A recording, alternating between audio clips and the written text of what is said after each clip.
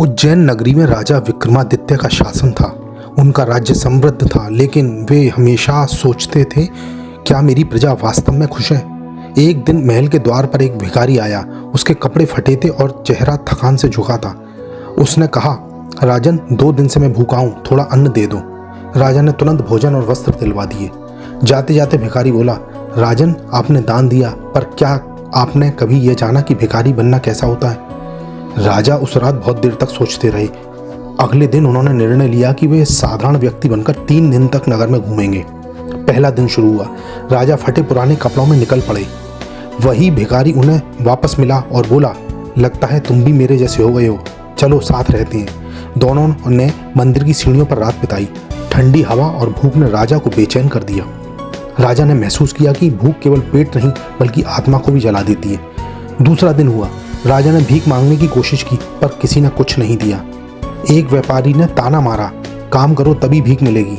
राजा के मन में तभी विचार आया, दान देने से पहले मैं कभी नहीं सोचता था कि भीख मांगना कितना कठिन है। अब मुझे समझ में आया कि सम्मान के बिना दिया गया दान अपमान जैसा होता है। तीसरा दिन शुरू हुआ। दोनों मंदिर के बाहर भोजन की पंक्ति में खड़े हुए। पंडित ने कहा, दूर हटो, पहले स्नान करो, तुम अशुद्ध हो। राजा ने उत्तर दिया, भूख का कोई धर्म नहीं होता पंडित जी। भिखारी ने धीरे से कहा, देखो, अब तुम समझ गए ना कि सम्मान से बढ़कर कुछ नहीं। राजा मुस्कुराए, हाँ, अब समझा कि सच्चा दान वही है जो अहंकार के बिना दिया जाए। फिर वापस उनकी महल में वापसी होती है। तो 3 दिन बाद राजा जब लौटे और दरबार में घोषणा की कि आज से राज्य में कोई भी भूखा नहीं रहेगा, हर गांव में अन्न भंडार खुलेगा जहां कोई भी सम्मानपूर्वक भोजन कर सकेगा।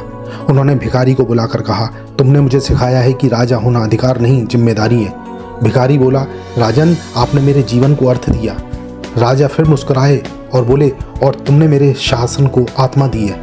तो दोस्तों, इससे एक नैतिक शिक्षा में मिलती है कि दान तभी पूर्ण होता है जब उसमें सम्मान और सहानुभूति हो। सच्चा राजा या सच्चा इंसान वही है जो दूसरों की पीड़ा महसूस कर सके। जय श्री राम।